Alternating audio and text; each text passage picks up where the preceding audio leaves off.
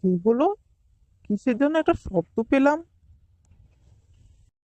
আমার টুপিগুলি কোথায় গেল? কে নিল আমার টুপিগুলো?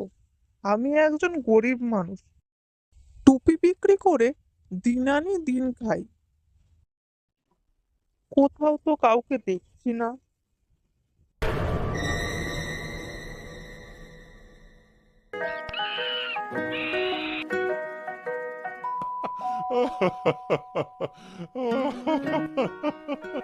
পাথররাও আজকাল আমাদের মতন টুপি পরে।